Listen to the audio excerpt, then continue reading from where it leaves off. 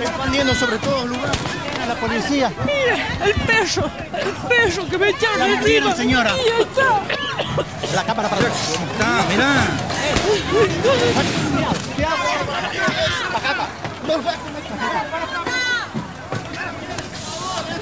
Tranquilo, el pueblo. ¿Qué te pasa?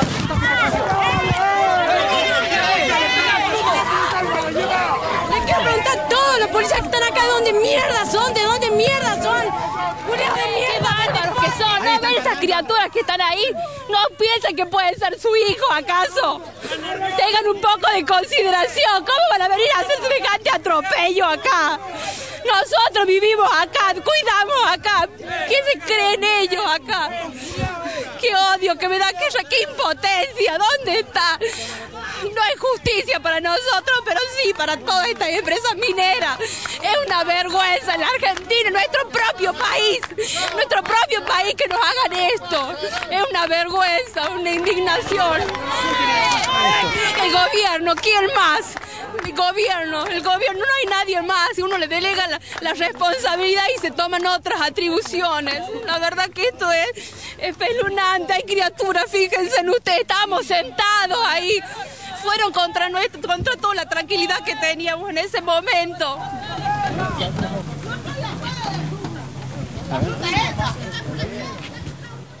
Si uno le delega la responsabilidad y se toman otras atribuciones.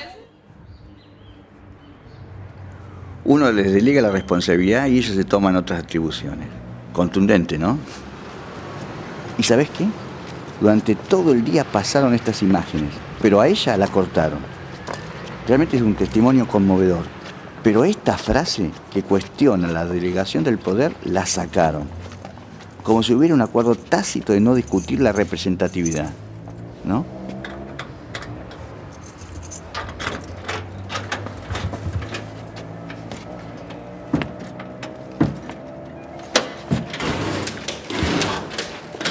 Pasen, es por acá.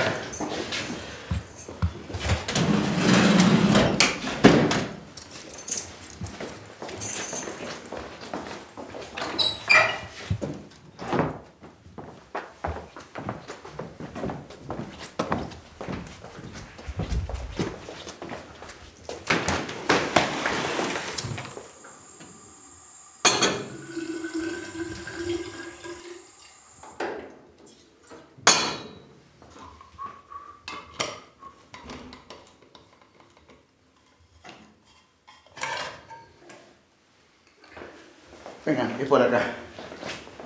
Acá es donde carburo todo.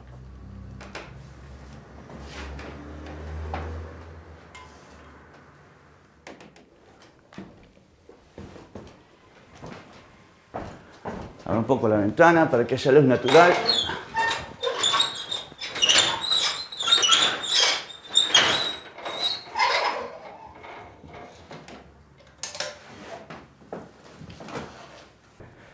Bueno. Listo, cuando quieran empezamos.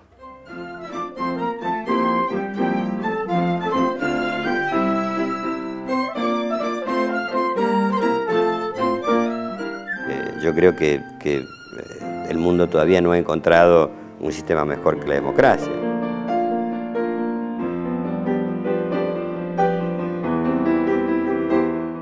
La democracia esta es una catástrofe, pero es lo mejor que puede existir. No hay ninguna alternativa, porque tú puedes decir, bueno, ¿y con qué la comparo?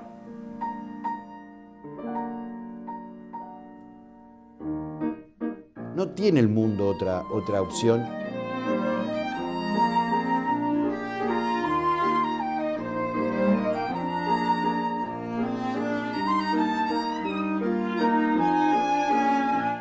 La democracia fue tratada en el origen tan mal como la anarquía. En ciertos textos de la época del siglo XVII y XVIII, que aparece la palabra anarquía en sentido negativo, está asimilada a la democracia. La democracia es la anarquía.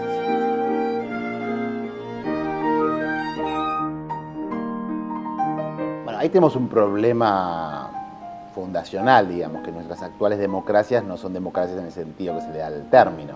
Ahí hay un problema casi fundante.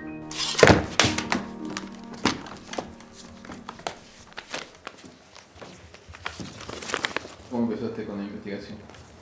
Allá en el 2003, cuando salía del Cuarto Oscuro. A mí lo del 2001, las asambleas barriales, la crisis de representatividad, todo eso me había pegado mucho, ¿no? Porque nunca había sentido esa libertad interna que sentí en ese momento.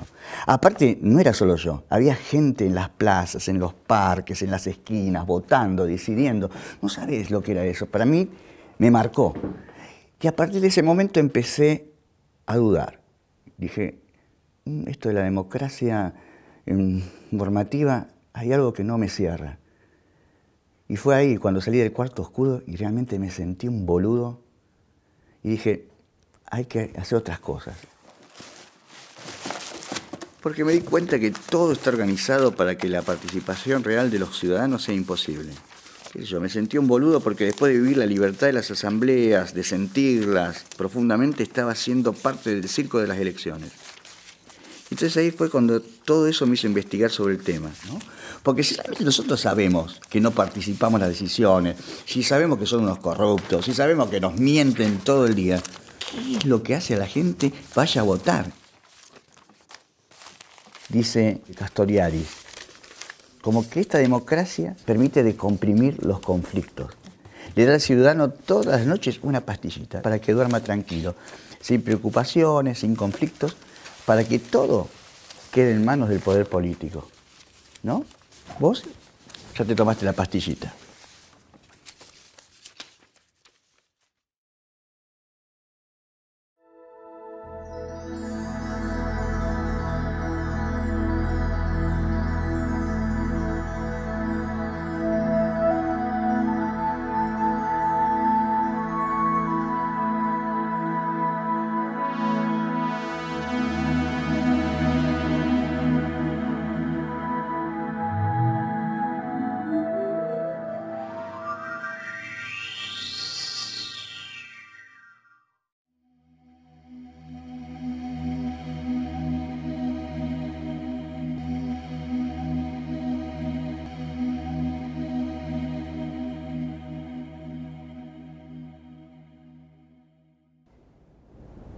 Hola, bienvenidos. Vamos a recorrer el edificio y la historia del Senado. Estamos en el Hall Central, también conocido como el Salón Carlos Perete. Este edificio, cuya construcción demandó unos 50 años en total, resume el espíritu de una época de riqueza.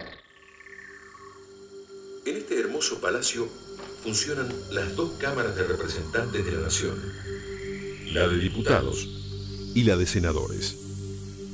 Ambas, instituciones esenciales del sistema democrático. Todas las decoraciones y detalles, como las columnas, los vitrós realizados artesanalmente y los techos, tienen motivos clásicos que representan valores del sistema republicano. A pesar de su imponencia, a este palacio, los que trabajamos aquí, le llamamos la casa. Vos te fijaste, ¿no? Lo que es este video. Vos viste, ¿no? O sea, te juro que no es trucado. O sea, no es que te lo estoy haciendo para la entrevista. ¿Fuiste una visita de Congreso? Sí, fue una visita, hace 5 años. No me lo olvido más. Y me dio este video que viste recién. ¿Y podemos ir ahora de vuelta? Estás loco. ¿De vuelta? No. Bastante que lo tuve que ver de vuelta este video. No, ni loco, no. Igualmente, mira, nada es casual y esto me sirvió, mira. Me sirvió porque esto me hizo un clip muy importante. A partir de esto, si querés, vení, te acercás con la cámara, como vos quieras. A ver, vamos cerrando esto. Bueno, ahí está, mira. Vamos a entrar, esto, ¿sabés qué es la página del Ministerio Interior? Fíjate. A partir de ahí hice un clic, que fue esto que te comentaba antes, lo de los números. Bueno, fíjate, 1985, vamos a tomar de cuando, 1983, cuando comenzó la democracia, ¿sí? Las primeras elecciones. Acá, ¿ves? Esto es lo que participó la gente que fue a votar, lo que está acá, 85%. 85%, esto en el 83, las primeras elecciones. Veníamos de la dictadura y vino las primeras elecciones. Esta linita negra es lo que va bajando, la participación de la gente. ¿Qué quiero decir con la participación de la gente? Es la gente cada vez va yendo menos a votar o votos también blancos, nulos, todo esto, ¿ves? Va bajando, va bajando, va bajando. Es impresionante. ¿Y los picos? Bueno, los picos. ¿Vos cuál te parece que fue el año en que menos participó la gente? ¿El 2001? No, error. Mira, 2005. Mira, acá en el 2005, mira, este pico rojo es cuando participó menos gente, mira. Por acá lo tenía, ¿dónde era? En ¿Todo esta... esto lo sacás con el Ministerio del Interior? Sí. ¿Todo oficial? Aunque te parezca que es todo oficial, porque los datos están, ¿viste? Lo que pasa es que a veces hay que saberlos buscar. Mi nombre es Alejandro Tulio, soy el director nacional electoral del Gobierno de la Nación. Hace más de 9 años que ocupo este cargo, desde el año 2001, y me ha tocado trabajar en más de un tercio de los procesos electorales que se han desarrollado en estos 27 años de democracia. La democracia representativa es la expresión del contrato social, por el cual el conjunto de los ciudadanos delegamos en algunos ciudadanos la conducción de un determinado número de temas. Ahora bien, nos podrán decir que no es que el Congreso o los partidos políticos nos representan más o menos. Bueno, eso es una cuestión no de diseño, es una cuestión de ejercicio.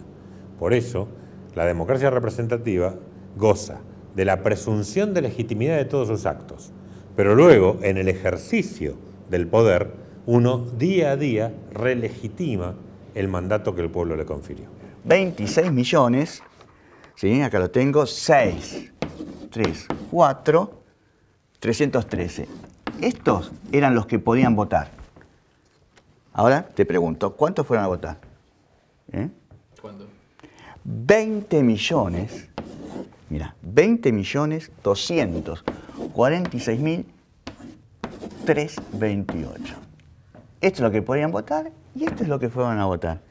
¿Te fijaste qué diferencia hay entre estos y estos? Son 6 millones 387 mil 985. O sea, hubo 6 millones de personas, más 6.387.985 que no fueron a votar. ¿Qué tal? Mirá. Yo no soy sociólogo, no soy politólogo, pero sí tengo una visión del mundo. Y esto es igual en todos los lugares del mundo. Acá es obligatorio el voto. Sí, pero bueno, yo creo que por encima del 70% son elecciones que está bien. O sea, ¿qué hacemos? A estos 6 millones le sumamos los votos en blanco, le sumamos los votos nulos, quedan 7.762.784. Vos me dirás, ¿qué es este número? Es el total de todos los que no fueron a votar. No se sienten representados. Eso es una falacia. O sea, es un dato matemáticamente verdadero, pero que no tiene correlación política. ¿Por qué? Porque en realidad las expresiones a favor son las expresiones a favor y se cuenta entre los que votan y los que votan a favor de alguien. Los que votan en nulo y en blanco no se cuentan. Pero es una, Pero lo saben de antes. Es una actitud política, pero una actitud política irrelevante para la democracia. Mirá la cantidad de electores de cada provincia. Vamos a tomar así al azar, ¿no? La Pampa para abajo, 191.316 electores, ¿no? Y para abajo, vos si sumas 7.500.000 electores, es más de medio país, casi más de la Patagonia. Es impresionante, ¿ves? Entonces, no se cuenta. Esto es así.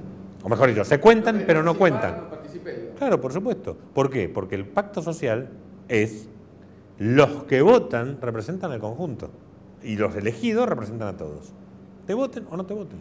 En el 2007 el ganador sacó 8.652.066. ¿Sí? Hasta ahí vamos bien, me va siguiendo, es lo que hemos charlado antes. Ahora, ¿qué porcentaje es estos 8 millones del total de votos positivos? Cuando digo votos positivos son la gente que fue a votar menos los votos en blanco, los nulos, como habíamos dicho antes, ¿no? 45.8. ¿Vamos bien? Ese es el oficial. Ese es el oficial. Muy bien, me va siguiendo. Ahora vamos a sacar el porcentaje de cuánto es 8.651.066. Te vuelvo a repetir, ¿sí? Esto es lo que sacó el primero, sobre los 26 millones 634.313, que son los que pueden votar. ¿Cuánto? A ver, ¿cuánto es el porcentaje real? 32,4. Mirá, 45,8, el real 32,4. Entonces, el 45,8%, si yo entro al Ministerio del Interior, me va a decir que el que ganó esas elecciones ganó con el 45,8%. Exacto, esta cantidad te va a dar. Porque lo toman con los votos positivos nada más. Exacto, por los votos positivos, que son estos, ¿ves? Si tomaran en total, en realidad el ganador gana con el 30%. El 32, sí, te regalo el 4, pero bueno, 32,4.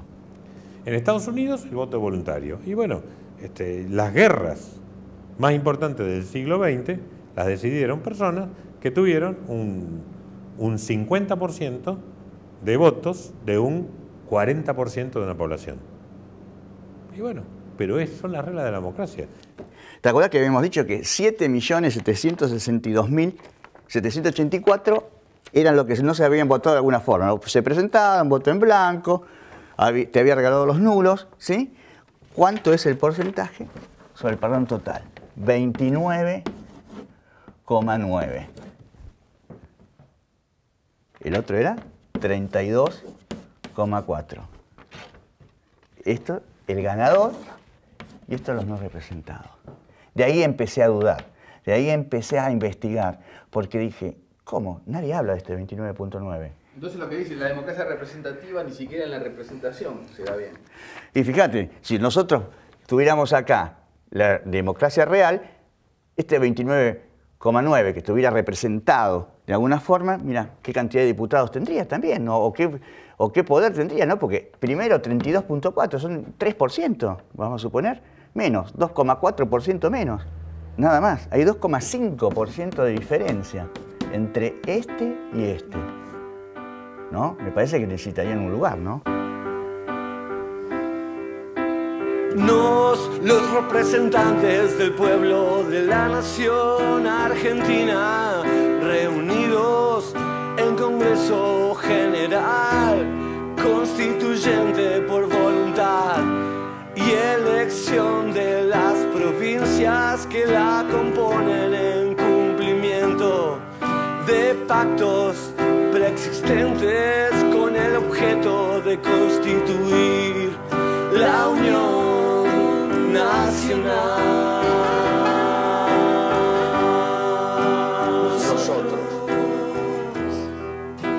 Nosotros, afianzar la justicia, consolidar la paz interior, proveer a la defensa común, promover el bienestar general y asegurar los beneficios de la libertad para nosotros,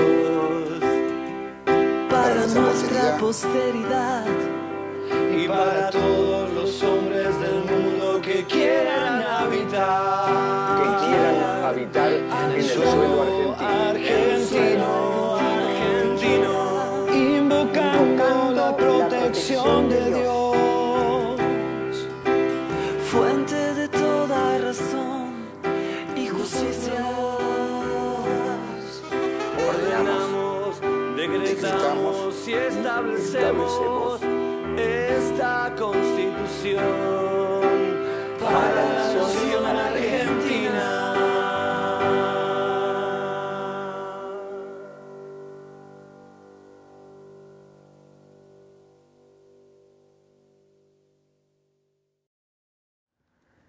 Sí. Sí, hace como quieras, ponelo como quieras, mira, no hay problema con eso. Pero fíjate acá, vení. Te quiero mostrar algo que está bárbaro. Increíble. Si me anda esto, ¿eh? Ah, acá. Es la gran cuestión política. Mira. Estaba muy bien definido por Sarmiento. Sarmiento dice, tenemos que formar ciudadanos, mientras Verdi le decía habitantes. Sarmiento dijo, no, ciudadanos, para que construyan la nacionalidad, gran acierto de Sarmiento, y este fue el gran desafío de la escuela pública. Muy bien, el gran desafío de la escuela hoy es crear ciudadanos para el mundo. ¿Me entendés cómo es la cosa? ¿Me entendés? Así. Inculcar, formar ciudadanos. Esa es la base, mirá. Vení. Vamos a borrar estos numeritos. Desde chiquitito, acá en la escuela primaria, también te van diciendo, la democracia es lo único que tenemos, con la democracia participás. Y después llega el año de las elecciones, ¿no? Entonces vos estás en la salita de 5 y los nenes, ¿qué hacen? Arman su propio DNI, después arman las urnas, después arman su cuartito oscuro. ¿Para qué? Para así votan como mamá y papá. Fantástico eso. Más adelante te van a hacer repetir de memoria el preámbulo. Y después te van a enseñar la división de poderes, por supuesto, ¿no? Que somos todos iguales ante la ley, los derechos civiles, que todos tenemos derecho a tener una casa, un trabajo, una comida. Te lo repiten. Claro, todo en teoría, por supuesto, ¿no? Pero, ¿para qué sirve esto? Ahí se arma en tu cabecita el sistema representativo como la única opción de participar. Porque uno dice, no niego la democracia, pero ¿cómo? ¿No se puede participar más? En la escuela nace esto. No cuestiones lo instituido, no cuestiones nada, no penses distinto. Acá nace todo esto.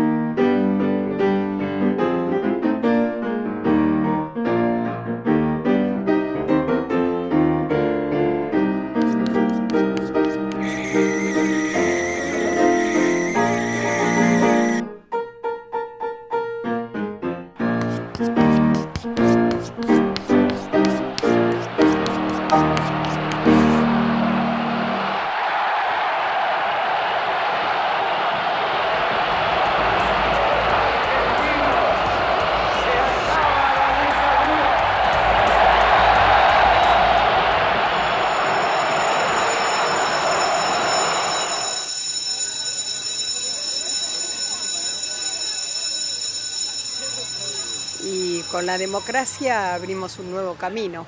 Y entonces vamos ya a la democracia con la que se vota, pero también con la que se come, con la que se educa, con la que se cura. Era una sensación de felicidad, de estar bien, de estar tranquilos y festejar. De mucha movilización, de mucha participación, de muchas ganas, entusiasmo, una apuesta al futuro.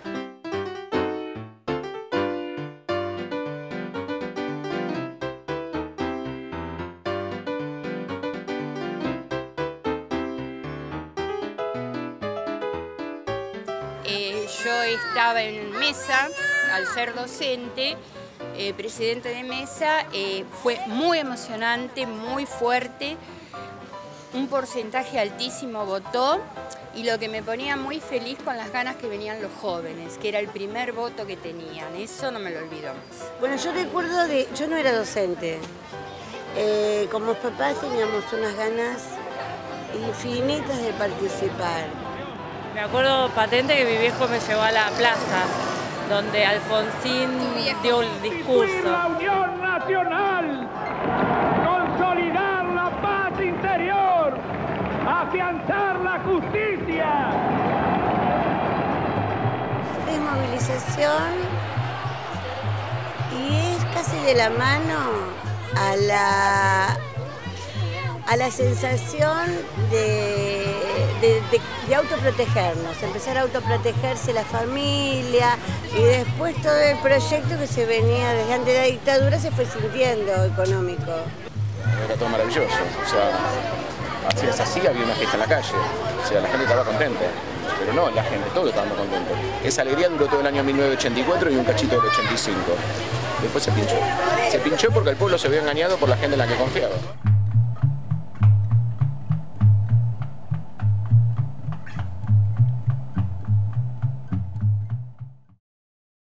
Por empezar, le voy a decir, muchachos, que la política es un deporte de millonarios, más que millonarios, multimillonarios en dólares. Para que ustedes comprendan, el hecho de instalarse, ¿qué es instalarse? Que la gente lo conozca, para bien o para mal que lo conozca. Eso cuesta normalmente de 5 a 10 millones de dólares.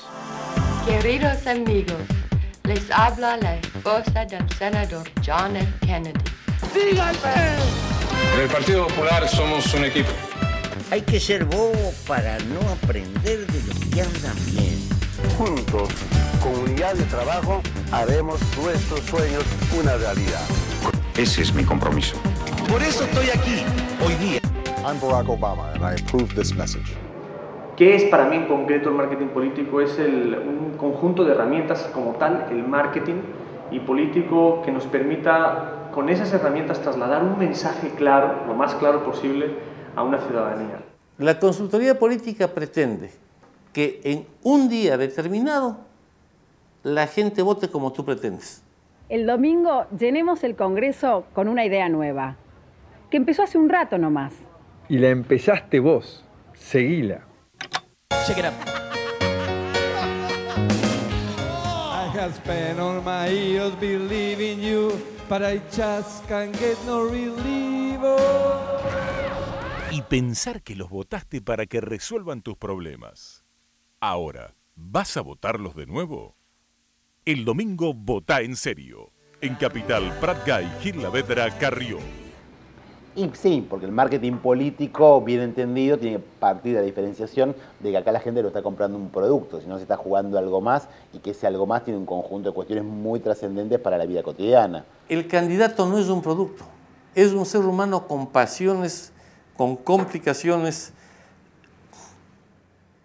con el cual hay que tratar. Dicen que soy aburrido. Aburrido.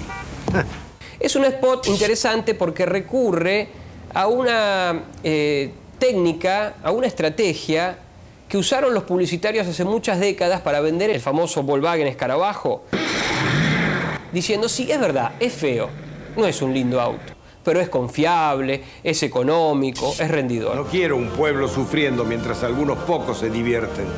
Quiero un país alegre. Quiero un pueblo feliz. Alguien está pensando en la gente.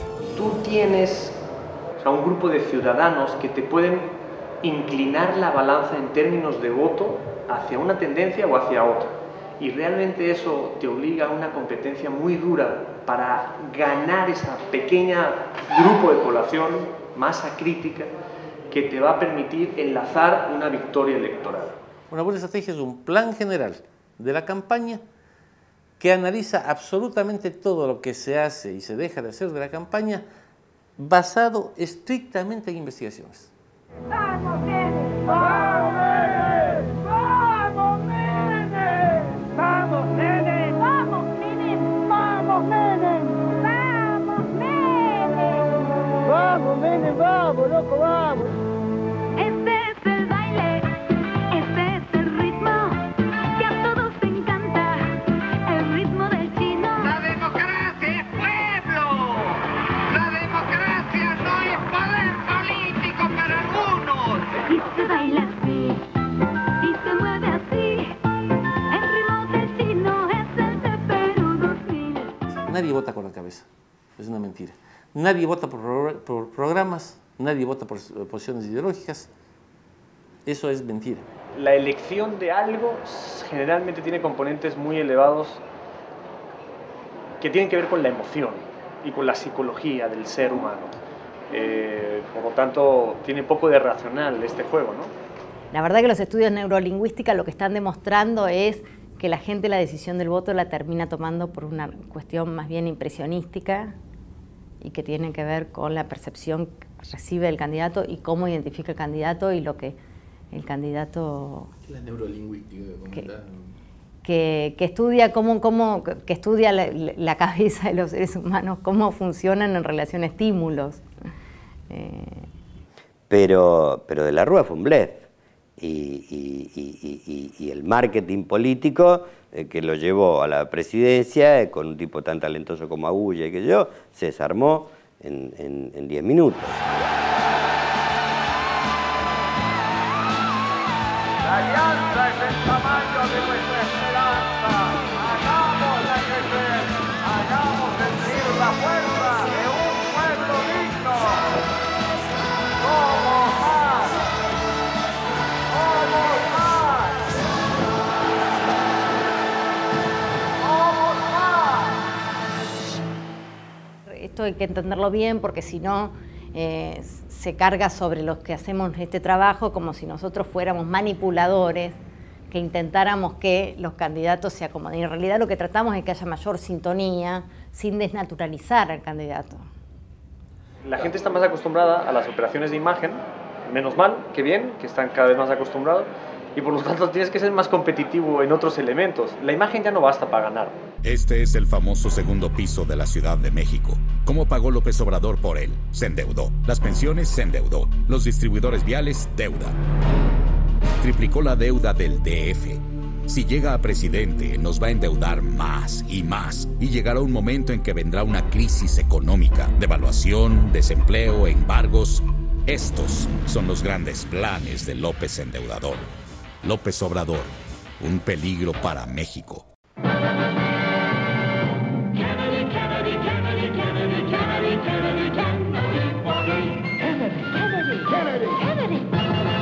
El Media Training fue desarrollado por Jack Hilton, que asesoró en los debates de Kennedy-Nixon, asesoró a Kennedy y después desarrolló él una teoría sobre cómo mejorar las apariciones de los candidatos. Todo el Media Training tiene como mucho foco en la televisión y en los medios audiovisuales.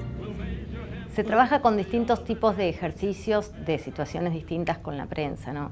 Hay una situación muy prototípica que es el asalto periodístico, que es cuando hay un enjambre de periodistas, en realidad acosan de alguna manera al candidato para hacerle alguna pregunta. En otros ejercicios, de distinta manera, entrevista periodística clásica, con una mesa, un sillón, y entrevistador-entrevistado, mesa debate, en donde además del entrevistador hay un oponente del candidato o alguien que hace como si fuese el opositor, porque en general es un actor para la práctica, que es una técnica que se llama técnica puente, que es cuando el candidato recibe una pregunta hostil, agarra y responde, hace un reconocimiento de la pregunta y después busca algún conector para ir a algún otro tema en donde él no se sienta tan vulnerado, ¿no?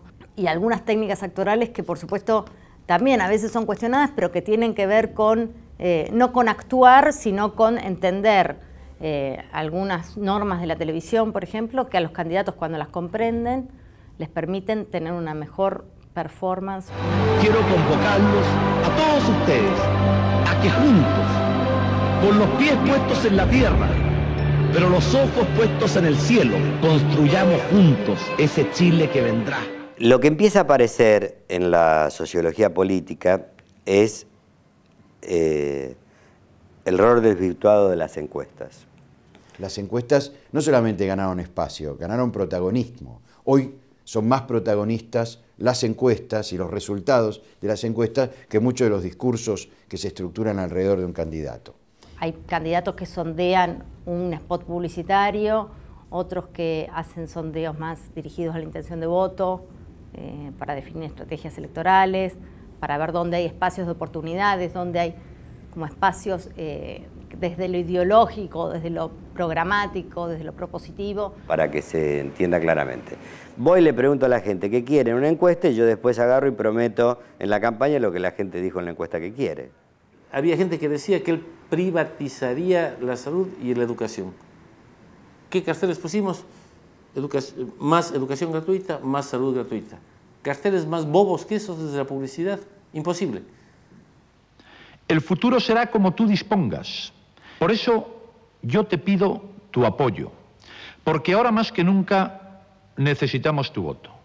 Este mundo en el que nosotros nos desarrollamos tiene que ver con el poder, en términos generales, ¿no? Y sí, hay que saber administrarlo. El poder es avasallador, el poder es arrasador y tienes que tener cuidado porque, como me dijo un amigo muy querido también, de repente te empiezas a llenar de barro en esta historia y cuando te vas a ver al espejo ya no te reconoces. Hay que ducharse de vez en cuando para quitarse el barro. 6, 8, 9, 10, 9, 8, 7, 6, 5, 4, 3, 2, 1, 0. These are the stakes. To make a world in which all of God's children can live, or to go into the dark. We must either love each other, or we must die. Vote for President Johnson on November 3rd. The stakes are too high for you to stay home.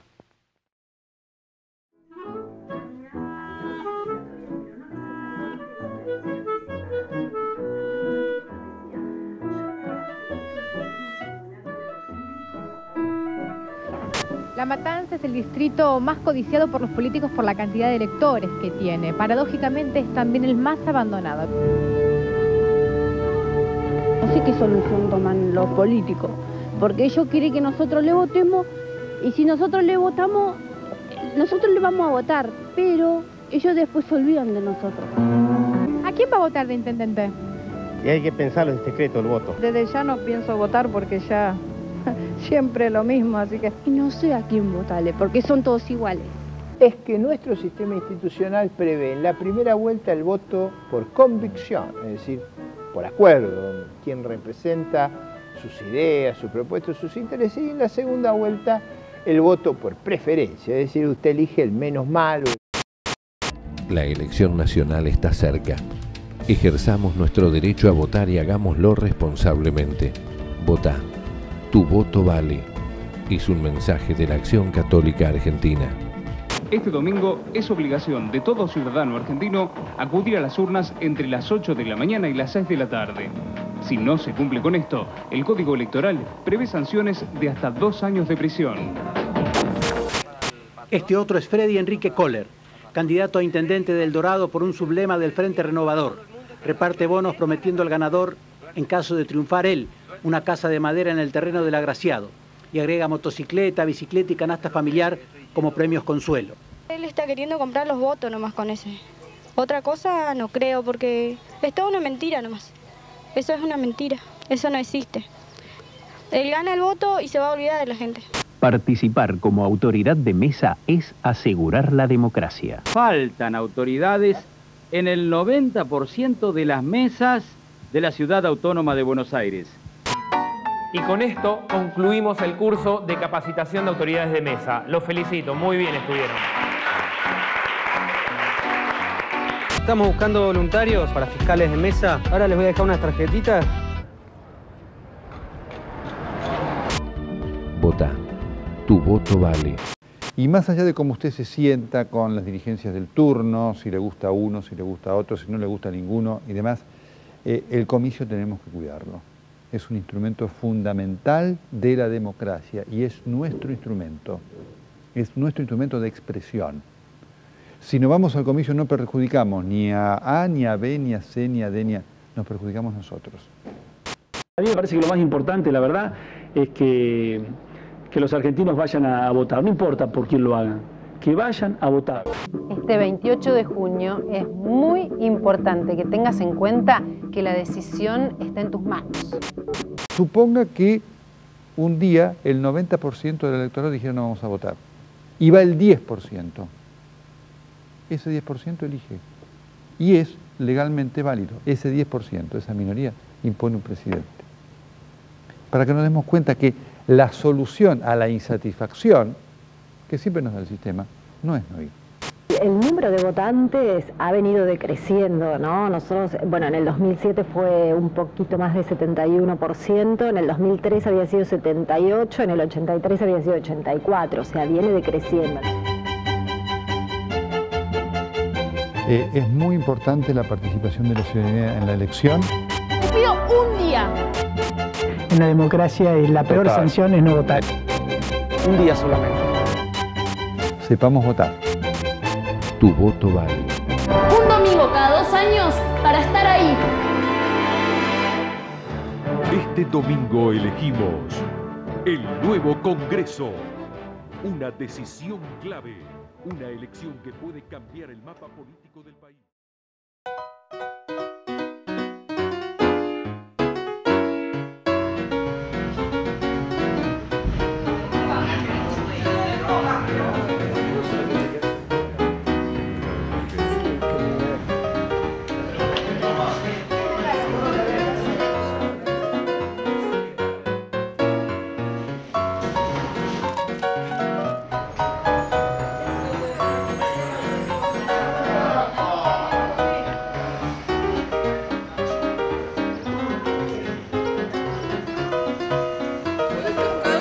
No, lo que pasa que, ¿sabes? Que cada partido tiene su boleta y tienen que esperar que vaya el presidente, que fiscalice todo y después están todos desesperados por la boleta. Si nadie se la va a sacar de adentro. No dejan acomodar y estamos perdiendo tiempo. Eso es lo que pasa. Y la gente quiere votar. ¿A quién empieza el tío? ¿A la noche? Faltan 3 horas. ¿Sabes quién cambia el país? La gente, no los políticos, desgraciadamente.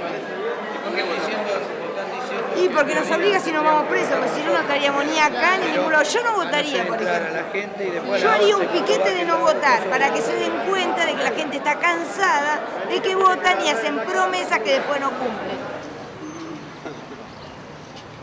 Acá estamos bastante molestos porque hay una desorganización total.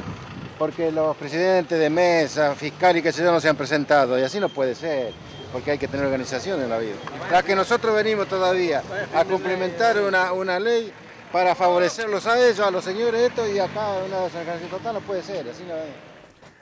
¿Qué tal, Lindo día hoy, ¿Cómo andan ustedes? Bien, ¿vos? Bien. Por suerte, bien. ¿Cómo anda el documental? Ahí vamos. ¿Querés un matecito? En que se debe votar en toda la República Argentina. Estamos en vivo y en directo puntualmente en la avenida Corrientes 1723. Vamos a volver a tomar contacto desde aquí en cualquier momento.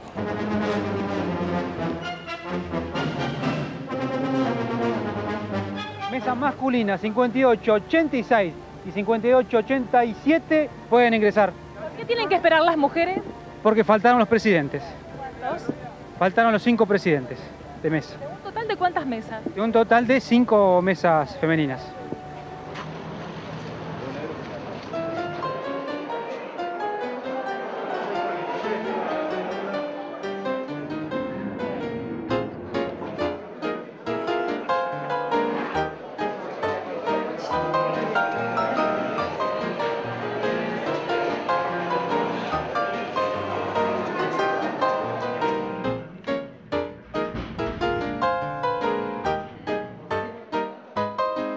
Pero vamos a ver el momento en que votaba el electo jefe de gobierno de la ciudad de Buenos Aires, Mauricio Macri, en Palermo. Que todos vayan a votar, que pensamos la apatía y participemos votando, porque solamente con una mejor democracia vamos a tener una mejor sociedad.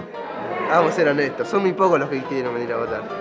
Peor es quedarse en la casa y no votar, porque si no votamos nos abstraemos de participar y estos tipos siguen manejando la misma cuestión y yo voy a seguir en el ostracismo. Entonces la única forma de participar es esta. Otro sistema, no sé, sería la anarquía, nos gobernaríamos individualmente, cada uno por su lado. Muy temprano. La idea, nos contaban voceros de presidencia, es que entre las 8 y las 10 de la mañana voten el presidente, su esposa. Ahora me voy a misa con mi familia, como todos los domingos. Mucha gente yendo a votar, escuché esta mañana tempranito que estaban al 100% las mesas, es importante. La gente ya está descreída de todo, ya no se entera ni de lo que proponen tampoco para poder creerle.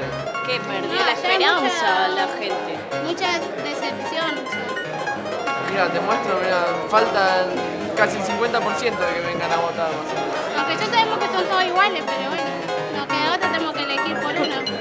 A alguien hay que elegir. Creo que estamos en el día más lindo de la democracia, que es cuando podemos votar, ¿no? Los políticos son sordos. Lamentablemente los políticos son sordos. Te ofrecen todo hasta que subieron. Después son sordos. 986. ¡Sobre! No, ¿qué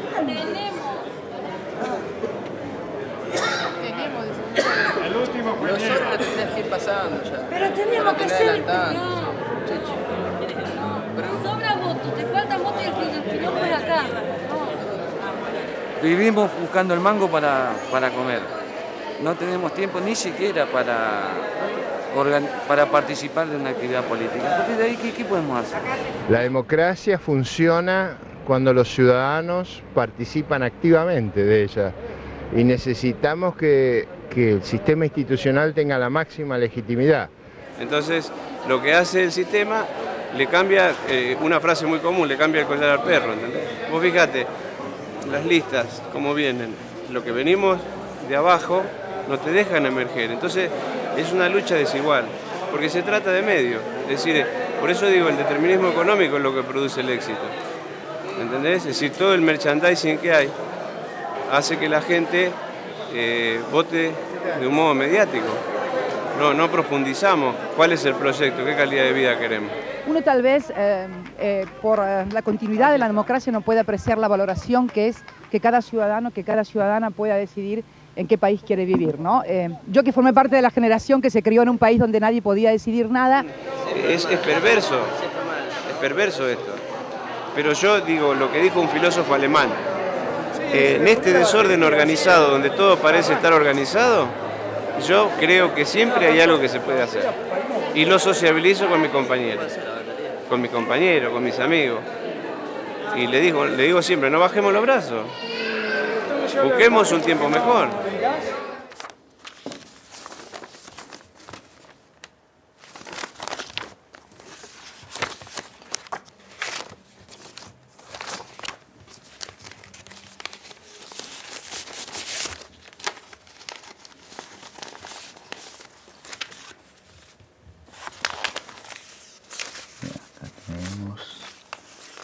Mira, domingo 24 de junio de 2007, Macri dijo a la agencia Nova que la poca afluencia de votantes de esta mañana se debió al frío. El frío de este domingo hizo que mucha gente le costara arrancar, dijo. El porcentaje de participación lo estamos estimando, dado que todavía se está votando, como decía, entre un 65 y un 70%. ¿Puedo decir una obviedad, Juan? La que quieras. Quiero recordar a quienes nos están viendo que es obligación votar. Sí, por supuesto. No es voto de onda en el balotaje. Claro, no, por es supuesto. obligación primera y segunda vuelta a votar. Tal vez algunos están un poco remolones y bueno, todavía tienen tiempo. ¿Se puede hacer un balance del 83 hasta hoy de esta democracia? No, había una diferencia muy grande de esa oportunidad, claro. Salíamos de una dictadura, entonces la gente, en fin, los actos públicos eran extraordinarios. Se posterga el cierre de la elección, se posterga hasta las 18 horas, una hora más, hasta las 19 horas. Ya está, que no podemos votar más igual. Hasta las 7 me dijo. No, hasta las 6, todavía fue hasta las 6. Hasta las 7 nos dijeron que hasta las 7 atienden. Ahí en la comisaría nos dijo. Están diciendo que hasta las 7 atienden. No, hombre. Sí, ¿tiene todavía un noticiero? Está, correcto. Sí.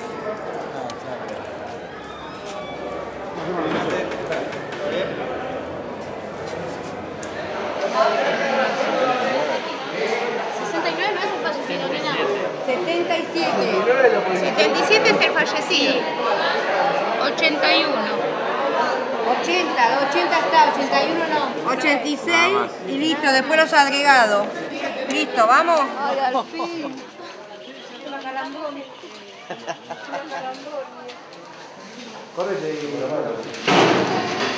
Claro, ahí vamos a poner la boleta, se va sacando después, porque si no se va a amontonar todo. ¿Cuántos votantes tenemos? ¿Cuántos votantes tenemos? Eso es lo que tienen que hacer primero. ¿Quién es presidente? Diputados, senadores, 337. Tiene eso ahí. Ahora vamos a contar los sobres. 319. Ahí sí son 3 diferencias, es algo que es habitual. Casi el mismo precio. Él me cantó 337. ¿Qué necesitas? 319.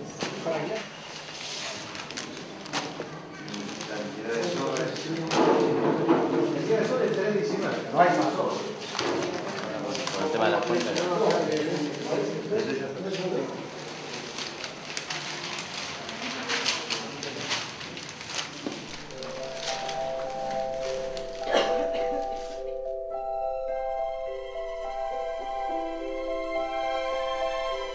segundos nada más diremos quién va ganando la votación. 5 segundos, 3 segundos, 2, 1. Gana Cristina.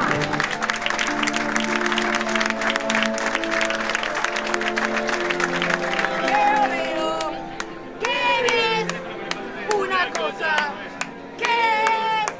¿Qué vamos a hacer? El gobierno otra vez, como en el 73. ¡Vamos!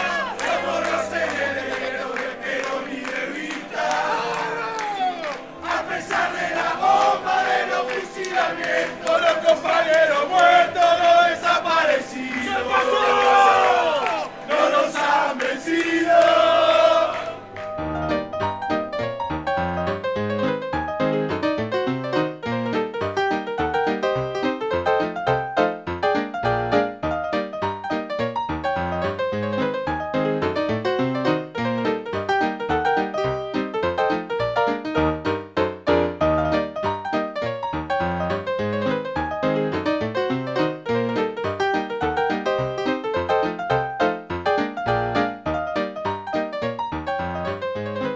Bueno, simplemente gracias. Gracias, gracias, gracias, gracias. Gracias a todos los que concurrieron a votar hoy, porque votando hoy, todos juntos, consolidamos más nuestra democracia.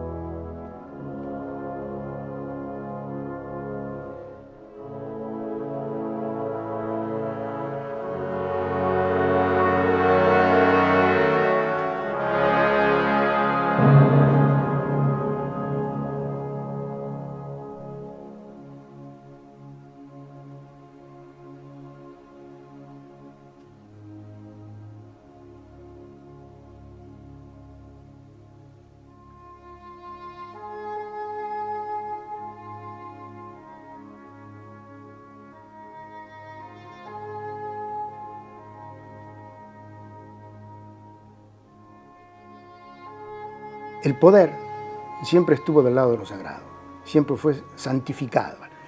Esta sacralidad del poder es un elemento que se ha perpetuado y que se perpetúa en la democracia. Bien, si la democracia es exactamente lo contrario, porque cortan la trascendencia divina, no hay más una relación directa con Dios. Bueno, la democracia adquiere, una vez que reconstruye el poder político de la élite, vuelve a cubrirse con los oropeles sagrados del poder tradicional. Ahora ya la democracia no es un régimen político, sino que es un estado de la sociedad. ¿Por qué la democracia es irrepresentable, si no puede ser representada por un otro? Porque la capacidad de hacer, o el poder, puede ser delegado. Puede ser elegir un representante que haga en mi lugar lo que yo quiero que él haga. Pero mi voluntad es indelegable. Yo no puedo delegar mi voluntad, porque yo delego mi voluntad, es la voluntad del otro. De la misma manera que el deseo, si yo deseo algo, soy yo que lo deseo. Si yo digo a la otra persona, desea por mí, bueno, mi deseo no existe más como deseo. De la misma manera, la voluntad es indelegable, como el deseo en sí mismo, la voluntad en sí misma. La voluntad del pueblo, si la delega en el gobierno, esa voluntad no la tiene más. La Constitución argentina dice, el pueblo no delibera ni gobierna.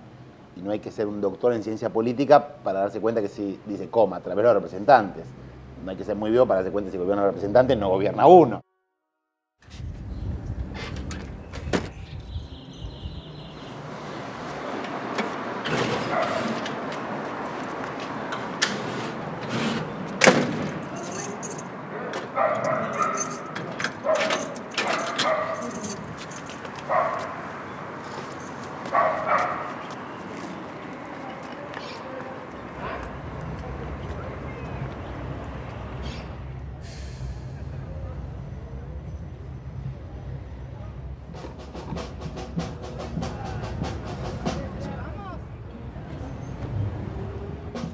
La participación no es un eslogan, es decir, la participación es algo que todos tenemos que demandarle a la sociedad. Yo creo que hay que involucrarse, que la gente tiene que involucrarse, y hay muchas formas de involucrarse. A veces no es para que lo elijan a uno ni concejal, ni algo por el estilo, es para que lo elijan presidente de la cooperadora, para que lo elijan presidente del club de barrio, para que lo elijan secretario de la Federación de buloneros. Esa es la participación. Si la gente trabaja sobre alguna cosa, si tiene una información sobre algo, sabe, puede decidir. Pero ¿quién puede decidir sobre los elementos ocultos del Estado? Y por otro lado, la dirigencia política cada vez más plantea que gobernar es muy difícil, que no es para todo el pueblo, que hay como una élite, y que ya es complejo, los problemas tecnológicos, económicos. El pueblo no sabe decidir si es la vivienda, o es comer, o es pagar la deuda, o es la ganancia de los bancos. Eso no sabemos. Es curioso, pero nos dicen que no, que elijamos a los que estudiaron para eso. Decía, la libertad de los antiguos es la libertad democrática, es la libertad de discutir en la asamblea y de tomar decisiones. Pero la libertad de los modernos es la libertad de no ser molestados en sus deseos personales y en sus goces cotidianos. Es decir, que puedan hacer de su vida privada lo que tengan ganas y dejar que otros se ocupen de los asuntos públicos, porque para eso los han elegido a sus representantes. Si algo funciona en la democracia en el mundo es que la gente con su voto define un curso de políticas. Hay una crisis de representación en el mundo, es decir, la democracia representativa está en crisis, los pueblos se dan cuenta que apoyan dirigentes y los dirigentes después estafan. Entonces se está reflexionando alrededor de que en realidad no es que hay que elegir bien al representante, sino que se necesitan representantes. O empezamos a mandar nosotros. Primer mandatario es un resabio de la democracia directa, porque el primer mandatario quiere decir que es el pueblo le dice a alguien, vos sos el primer persona que nosotros mandamos, sos el mandatario, nosotros somos los mandantes. Pero si un gobierno dice yo voy a ser blanco, y no es que hace grisecito, sino hace negro, ¿qué le está diciendo a la gente? Que su voto no vale nada. En realidad, en las democracias representativas, constitucionales, la relación directa se pierde rápidamente. En el caso de la estructura política que pueden proponer los anarquistas a través de una relación de tipo comunalista, federalista o de colectividades como en España, la relación es directa y el control de la delegación política es permanente. Quiere decir que el mandato que yo doy es un mandato controlable y irrevocable. El mandato se suprimió, el pueblo ya no le da mandatos a los gobernantes no se comprometen a ninguna orden. Y entonces como no hay mandatos, tampoco hay balance. Si no cumple, lo puedo sacar. No, si yo no estoy cumpliendo una orden tuya. A mí vos me votaste para que haga lo que yo libremente quiera. Y no es así, los gobernantes tienen que hacer lo que los pueblos le dicen y si no lo hacen poder cambiarlos. Eso es democracia. La estructura misma de la elección del candidato hace que el pueblo, cuando va a votar, llamado a votar, va a elegir, es palabra decir, al menos malo, o sea, el mal menor. La elección del mal menor es, por definición, la elección del mal menor, pero el mal. Es decir, ¿por qué se puede decir que la voluntad del pueblo es elegir el mal menor? Evidentemente, no va por ese lado. Es más simplemente el hecho de que las opciones que le dan son esas. La verdadera posición de alguien que le dice, bueno, usted, mire, va a votar por este o por este. Yo no me gusta ninguno de los dos. ¿Y entonces qué hago? Entonces no voto. Sería la posición de base de una persona sensata. Pero, como a todo el mundo le han inculcado que el voto es un derecho democrático y que ha costado tanto esfuerzo alcanzarlo, cuando uno lo tiene o no lo usa. Yo también, cuando era un muchacho, pedí elecciones libres, cuando no me dejaban votar. Después, cuando me dejaron, no voté más porque me di cuenta.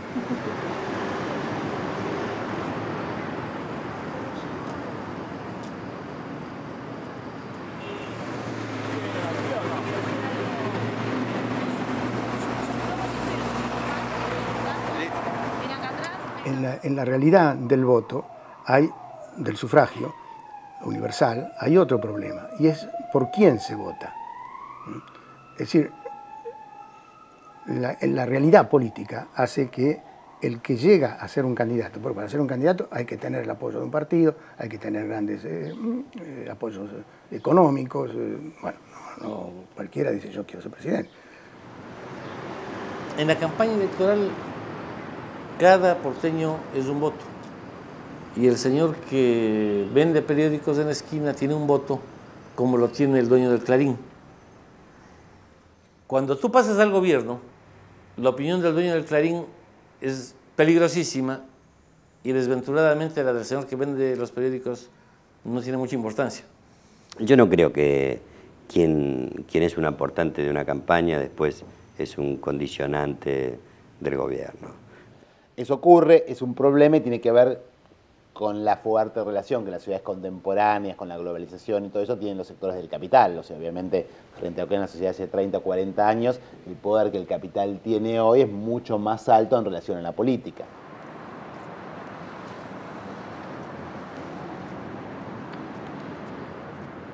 Vamos a un mundo de gente mucho más libre, mucho más sola, mucho más hedonista, mucho más individualista. Se ve que se va hacia allá.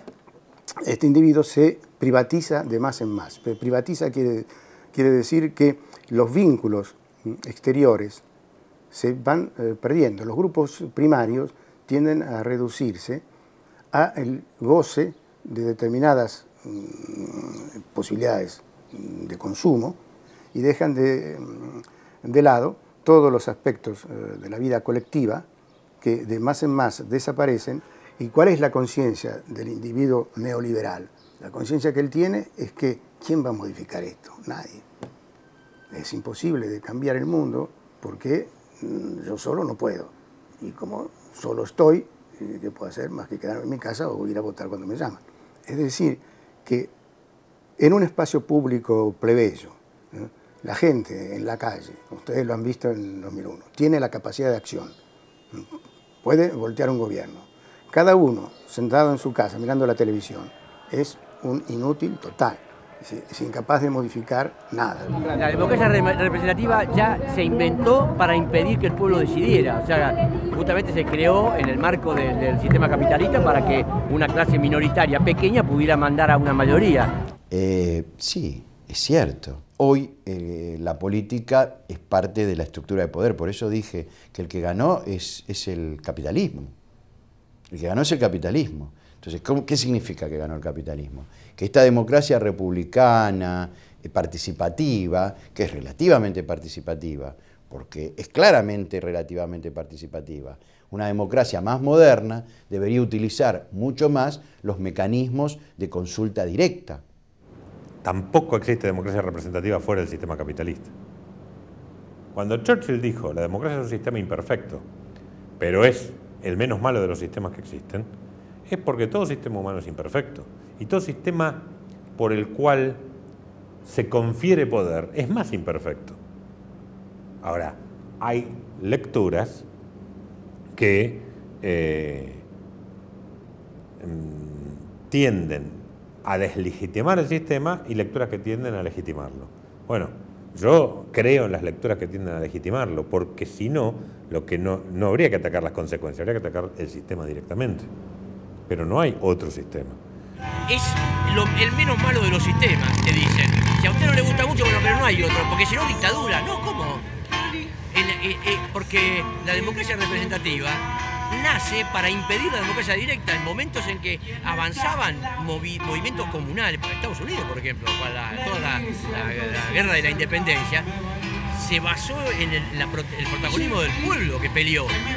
Por eso viene la prohibición. Bueno, ahora que ya ganamos, usted no delibera ni gobierna más la Constitución norteamericana entre los constituyentes para ver cómo la redactaban. Lo dicen con toda claridad esto. Los pueblos se mueven por la pasión y hay una élite que se mueve por la razón. ¿Cómo hacemos para que haya democracia, pero no triunfe el pueblo con su pasión, sino la élite con su razón? Y entonces inventaron la democracia representativa. Tomaron la democracia representativa, pusieron una Cámara de Diputados y dijeron, no, pero ¿y si la Cámara de Diputados son demagogos y los presionan cuando hay elecciones el pueblo y terminan presionados por la pasión de la mayoría? Pongamos un Senado que haga de filtro, de controles. Después ponen un presidente. El presidente, dicen, por si todo esto fracasa, que tenga poder de veto y pueda vetar una ley que salga a favor de los pueblos. Y por eso le dan el poder de veto, heredado del veto de los reyes. Bueno, y por último, el Poder Judicial, que es el que puede decidir si una ley es válida o no. Y es el único poder que no vota el pueblo. La clase dominante, la burguesía, el capitalismo, trata de no apelar a los aparatos represivos, trata de construir una hegemonía a partir de la cual se enseñe y se eduque a que ese es el sistema que, como el sol, no se puede cambiar. Después todo lo demás se puede discutir, pero ese sistema de representación no. Y la gente cree que la sociedad es como la encontró cuando nació. En los momentos de tipo revolucionario e insurreccional, el proyecto utópico entra a formar parte del imaginario colectivo. Se transforma en un elemento en que, bueno, sí, esta tal cosa que no existe se puede hacer, se puede construir. Una sociedad sin clases la podemos construir. Es decir, en este sentido, el cambio es fundamental y es el cambio que va a producir luego todas las revoluciones, porque en la medida en que los hombres piensan que ellos hicieron las cosas como son, van inmediatamente a pensar que si la hicieron así, la pueden hacer de otra manera. ¡Vamos a participar! ¡Acompáñennos a participar! ¡Vamos! ¡Vamos! ¡Vamos por la asamblea! ¡Vamos por la asamblea! ¡Vamos por la asamblea! ¡Ocho pasos por el partido! ¡También a mi primo! ¿Por qué no a mi hermana? ¡También a mi cuñada! ¡Digo la palabra! ¡Digo la palabra!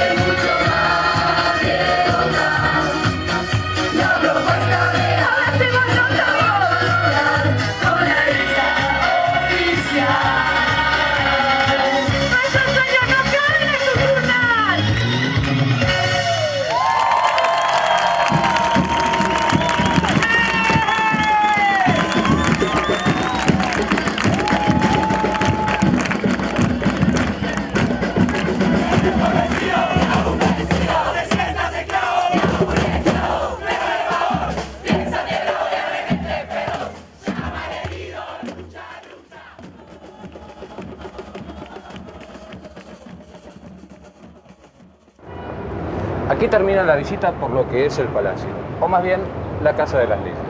Realmente este es uno de los lugares que existen para que la democracia exista. Realmente esta casa es la de todos ustedes y pueden venir las veces que lo deseen, a ver sesiones, reuniones de comisión, hacer consultas o estudiar en la biblioteca.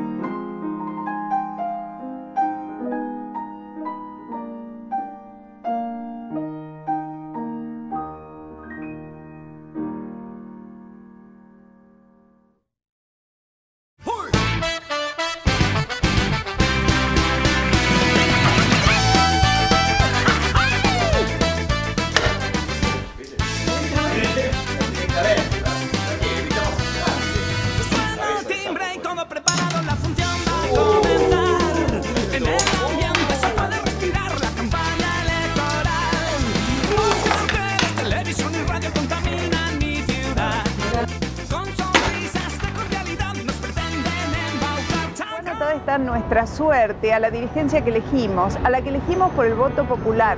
Comprendimos el peso específico del voto y aquella consigna de que se vayan todos le sobrevino una convicción de que alguien se tiene que quedar, de que alguien se tiene que hacer cargo de la situación. Y mientras nosotros elaborábamos esta muy dura, muy cruel realidad, mientras tanto las instituciones siguieron funcionando y con ellas se consolidó una certeza de que la democracia es el único instrumento de que disponemos y de que el sistema no se discute.